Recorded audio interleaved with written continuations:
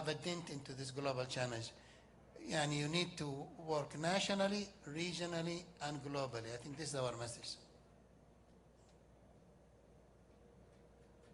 Thank you very much. We'll try to take a few more questions. Yes, please, lady in green. مساء الخير، زينب علي من صحيفة الشرق الأوسط. أحب أوجه سؤالي للدكتور أسامة. من الطبيعي أن الجفاف والتصحر وتدهور الأراضي تشكل تهديدات للإنسانية. فهل تتوقعون أن يتم التوصل إلى صيغة تحمي الإنسانية في كوب 16 لا سيما وأن التمويل جزء أساسي، وإلى ماذا تتطلع السعودية من جميع الأطراف من خلال كوب 16؟ شكرا. طبعا احنا نتطلع انه يعني كاب 16 يكون نقطة تحول تاريخية في رحلة الاتفاقية، يكون هناك زخم كبير. نرغب في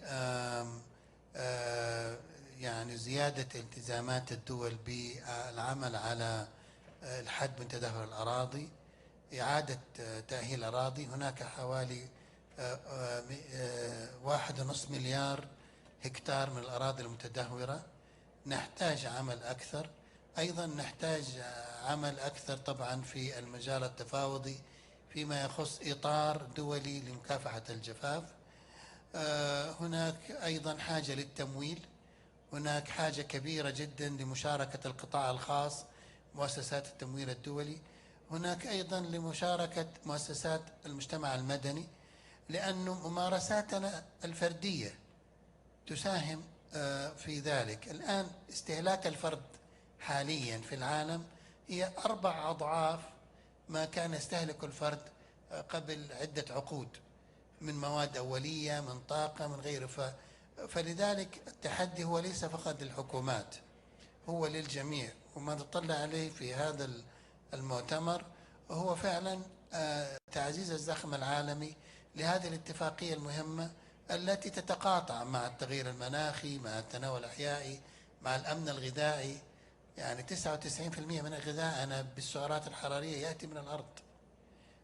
مع الأمن المائي، احنا استمعنا إلى البروفيسور يوهان، 50% من السحب تأتي من الغطاء النباتي، والغطاء النباتي له دور كبير في الاحتفاظ بالمياه والحفاظ على تثبيت التربة. فلذلك يعني التحدي عالمي ويحتاج إلى استجابة عالمية.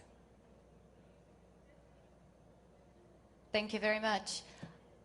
Let me go to the gentleman here in the first row. Hi, Sofiane El-Sarr from Agence France Presse. So my question is following the partial failures of COP16 biodiversity and the negotiation on plastic in Busan, I wanted to know how confident you are that the outcome of this COP will be positive. And please specify who you'd like to respond to this question. Sorry, my question is for the the Executive Secretary or Dr. Or any other Osama. person. Yeah. Okay, thank you. Thank you. Thank you. We are very confident that we will have a successful COP here. I think the conditions are met to have such progress. First of all, you see the facilities and the atmosphere that helps a lot in any COP. I'm very confident that we have a very able COP presidency, and the Bureau will be elected this afternoon, the rest of the Bureau. We are very confident that the Riyadh Global Drought Resilience Partnership that was announced today and will continue to be announced again this afternoon and tomorrow with more announcements will set a very positive tone for this conference of the parties. And we are confident that the national focal points and the negotiators of this convention are all willing to come with a conclusion as to how we can address the issue of drought. It's less polarizing than other aspects because we are all faced with the same drama and the same situation, so we have to come up with a solution, and I'm hopeful that it will be very positive.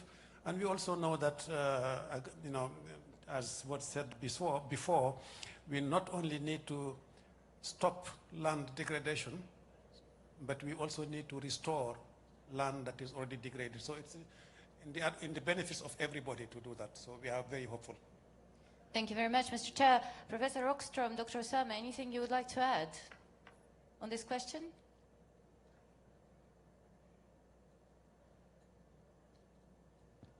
Just to, in a way, repeat, in other words, what I said earlier, how much that is at stake, that the UNCCD gathering here in Riyadh does not have much choice. We are almost halfway into what science today calls the decisive decade of humanity's future on Earth. That sounds very dramatic. It's not as if we must solve everything by 2030, but we must bend the curves, and we must be decisively on our way back to a safe landing. And so far, we're not making any progress. And correct, the CPD meeting in Cali did not make the progress we had expected. The plastic discussions neither. I would even argue that Azerbaijan did not deliver as we needed to see in terms of the transitioning away from fossil fuels and get decisive agreements on finance for climate action. Here is an opportunity for land as the glue between all these conventions to show the direction forward, because the land agenda is sitting not only with solutions to a problem, but also with solutions towards a better outcome for prosperity, equity, and livelihoods. So this is, I think, a very pivotal moment for Riyadh to really deliver. Thank you very much. I'll take a couple more questions. Let me go to the lady here in... Ghadi Jouda, Arab News. My question is for His Excellency, the Deputy Minister. In the context of Saudi Arabia, what role can private investment play in funding land restoration projects? And what are the economic costs of land degradation? Thank you. Thank you. And I think the private sector need to, first of all, adopt sustainable practices, mainstream it into their really core businesses, integrate environmental protection in general, and land sustainable land management in particular into the business they do. Because really, this business of like exploit land, degrade it, and then move to recover virgin land, this is not sustainable. Not environmentally, not socially, and of course not even for the business. So really, they have to be part of the solution. Definitely, by scoping their investments in infrastructure, integrating drought resilience, integrating sustainable land management, integrating biodiversity protection, integrating climate resilience into how they do that, leveraging the innovation.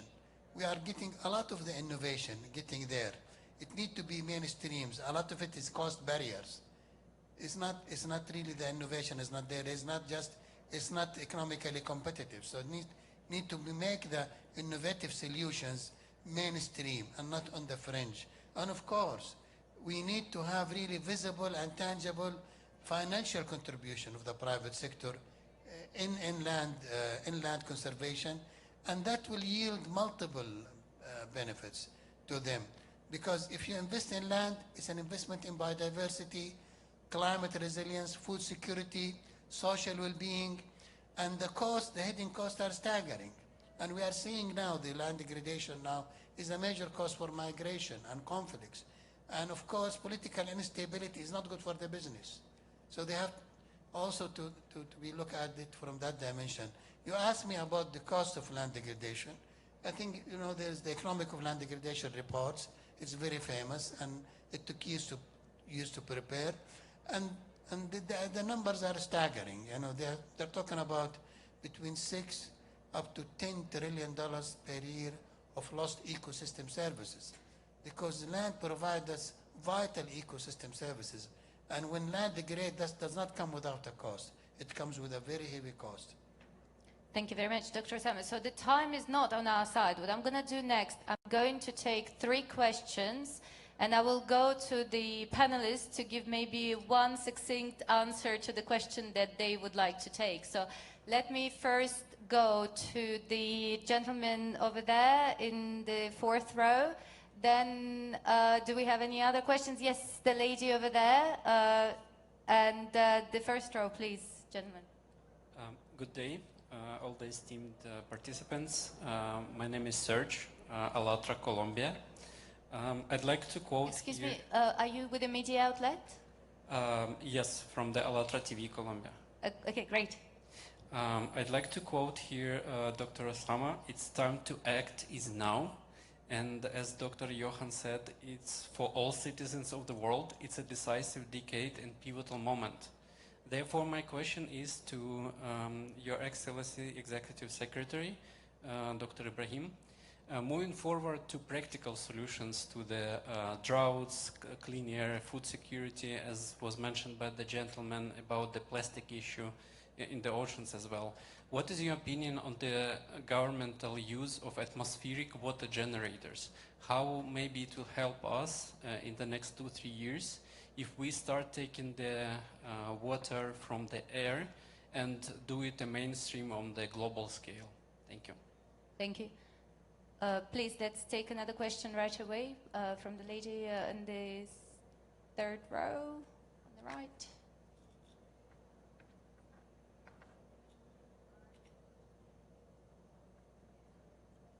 Bonjour à tous. Ma question s'adresse au docteur Ibrahim.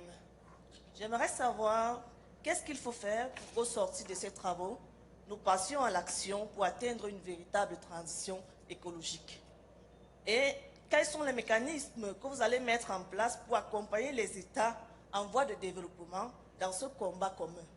Merci beaucoup, madame. Pourriez-vous vous présenter, s'il vous plaît? Je suis Eliane Matingoum, journaliste camerounaise en service à la télévision nationale, CRTV. Merci beaucoup. I'll take the third question. Yes, please, gentlemen. مساء الخير عليكم جميعا. عبد الله الروقي من صحيفة الاقتصادية. أنا عندي تساؤل لمنسوبي الأمم المتحدة وأيضا سؤال آخر للأستاذ أسامة. السؤال الأول يبدو أنه هناك تمييز في المجتمع الدولي حيال الأهمية بين موضوع التصحر وموضوع المناخ. يميل البعض لاتفاقية باريس في حين أنه يعد التصحر وتدهور الأراضي هو المشكلة الحالية لما لها تداعيات جدا خطيرة على الأجواء وعلى الأمن الغذائي وغيرها.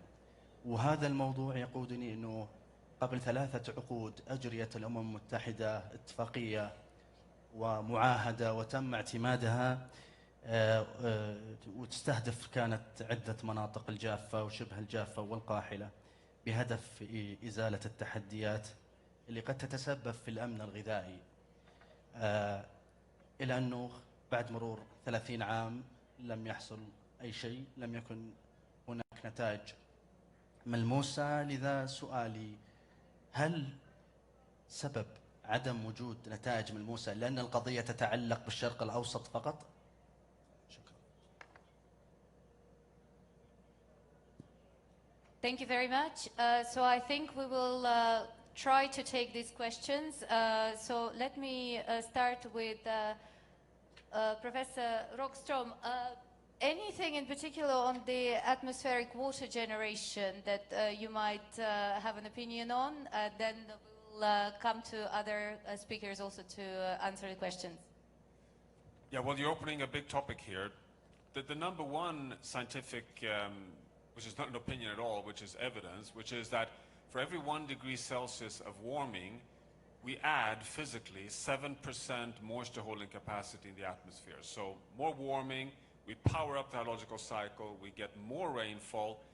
That could sound like a good message, but unfortunately it leads to just more extremes. More extreme downpours, more droughts, more floods. It doesn't pour down in any even way. That is caused by us humans. If we go in addition to that and add even more investments in moisture engineering, very likely there are unexpected secondary impacts that will put that hydrological cycle even more out of balance and cause even more extremes. And moreover, it can destabilize the system so that you have one winner but many, many other losers downwind. So I think what science tells us today, even though the jury is slightly out what could be accomplished, is that the precautionary principle tells us that this should be not on the table. We should not support that kind of scaling of water engineering.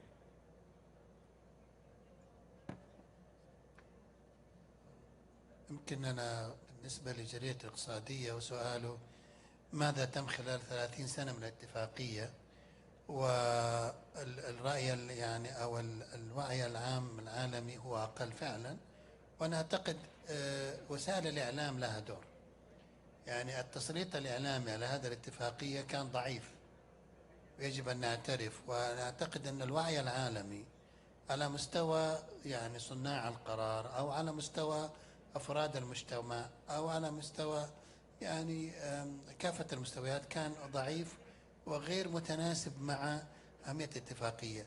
وأحد الأسباب هو أيضا الاعتقاد أن مكافحة التصحر هي مشكلة فقط تمس الدول الصحراوية، إنما هو في الواقع لا، هو تدهور الأراضي والجفاف والتصحر مشكلة عالمية.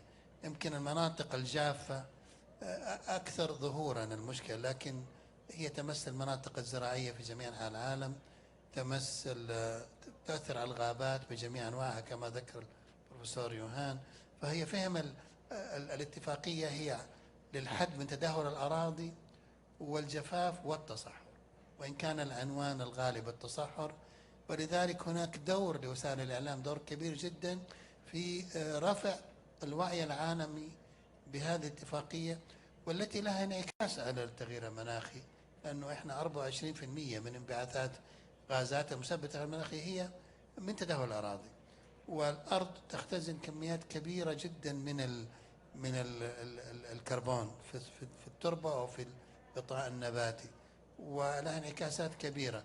نحن نأمل أن يكون هذا المؤتمر نقطة تحول، ليس فقط على مستوى القرارات والسياسات والآليات التي تعتمد، ولكن أيضا على مستوى التسليط الإعلامي من وسائل الإعلام، وأيضا على مستوى مشاركة القطاع الخاص والقطاع الغير حكومي وغير ذلك من يعني الجهات ذات العلاقة. Je vais peut-être répondre en français à la question qui a été posée par Madame. Qu'est-ce que nous pouvons faire et quel est le rôle particulier que l'on peut avoir pour les pays en développement, si j'ai bien compris la question. Je pense que nous avons perdu 40% des terres fertiles du monde qui sont dégradées. Donc il y a quelque chose qui ne va pas. Et il est important que nous fassions une introspection pour voir quels sont les axes majeurs d'intervention. Pour voir d'abord comment on peut régler les causes profondes de cette dégradation des terres. L'une des causes profondes, c'est que nous n'avons pas de politique très claire dans les États pour pouvoir apporter des directives et des directions claires. Par exemple, pour les compagnies d'extraction minière, on leur demande pourquoi vous faites ça dans tel pays en développement. Ils disent que la législation nationale n'est pas adéquate. Donc nous appliquons notre propre législation, puisque nous n'avons pas la directive du gouvernement. Les gouvernements eux-mêmes utilisent l'argent public pour subventionner des activités qui sont nuisibles à l'environnement, qui sont nuisibles à la terre. Donc c'est une politique mauvaise. On est en train d'investir sur la destruction de notre patrimoine naturel. Donc il va falloir changer également ces politiques. Et une fois qu'on a fixé les causes profondes, maintenant on peut arriver aux solutions qui peuvent être apportées. Et l'une des solutions que nous pensons être évidente, c'est d'abord, quand vous êtes un médecin et que vous arrivez à vous trouver quelqu'un qui saigne, vous faites la première chose, c'est d'arrêter la saignée. Donc arrêter la dégradation des terres. Et la deuxième chose que vous allez faire, c'est de poser un garrot et de voir comment vous pouvez soigner la plaie. Donc restaurer les terres est une façon de soigner les plaies qui sont infligées à la face de la planète, de manière à leur permettre de produire. Donc il y a plusieurs activités qui sont fondamentales. Il s'agit bien sûr de voir comment les financements qui sont utilisés aujourd'hui dans le monde peuvent être davantage mobilisés pour la restauration des terres, pour la production agricole, pour la sécurité alimentaire, pour réduire les migrations, réduire les conflits. Donc nous ne parlons pas d'investissement uniquement pour régénérer du végétal sur terre, ce qui est essentiel bien sûr, mais également il faut trouver des solutions pour nourrir une population croissante et pour éviter une spirale, telle que Johan l'a expliqué tout à l'heure, qui risque de nous amener très loin dans la façon dont nous avons établi nos relations avec la nature et avec la terre. Donc il y a plusieurs solutions, elles appartiennent aux États, elles appartiennent également au secteur privé, qui a un rôle majeur pour réduire cette saignée. Et elles appartiennent également aux communautés de base et aux autorités locales, chacun a son rôle. Et elles appartiennent aussi à nous, en tant que citoyens. Je vous donne un exemple, nous portons tous des habits et nous avons tous des garde-robes. Est-ce que nous utilisons tous les habits que nous avons sur nos garde-robes? Est-ce que nous avons conscience que les habits que nous portons proviennent de la terre? Est-ce que nous avons conscience du fait que les habits que nous portons utilisent de l'eau? Est-ce que nous avons conscience du fait que ces habits ont émis du carbone avant d'arriver au supermarché et aux malls que nous avons aujourd'hui? Regardez les malls que nous avons et combien d'habits sont superposés là-bas. Est-ce que nous avons besoin de tout ça? Donc peut-être revoir notre relation avec la nature et avec la terre et voir comment nous pouvons rationaliser à la fois la production et la consommation. Et probablement la chose la plus rationnelle, et Dr Oussama l'a dit tout à l'heure pour l'Arabie Saoudite, c'est de réduire les pertes après récolte et les gaspillages alimentaires. Vous savez, dans certains pays, les paysans les plus pauvres produisent péniblement pour juste perdre 40% après récolte, parce qu'ils n'ont pas l'énergie, parce qu'ils n'ont pas accès au marché. Et donc il y a quelque chose à faire de manière à réduire toute cette pression. On a toujours considéré que les terres pourraient continuer à produire. Non, elles ne peuvent plus. Merci beaucoup, Monsieur le Secrétaire exécutif, pour cette interpellation. I believe this is all we have time for this afternoon. I would like to thank our wonderful speakers for sharing their perspectives. Just a couple of housekeeping announcements. So this actually sets us up because there will be a number of important reports launched here at this COP. Later today, the journalists will be able to get to know the World Drought Atlas, which will be released here. Tomorrow, the financial needs assessment for the implementation of the convention will also be released, and some of the figures that we've heard today about the $1 billion a day and the annual benefit from investing in healthy land is going to be detailed in that report. And then on the 4th, there will be actually a new report on fashion and land, as the Executive Secretary was just mentioning. So please keep an eye on those. You will be all receiving a media advisory at the end of the day, recapping what's going to be happening in the following days. And also we will be holding from now on daily media briefings here in this room at about lunchtime, depending on the schedule of work. Once again, a big thank you to the speakers, big thank you to all of you for your attention, and looking forward to more exciting days here at COP16. Thank you.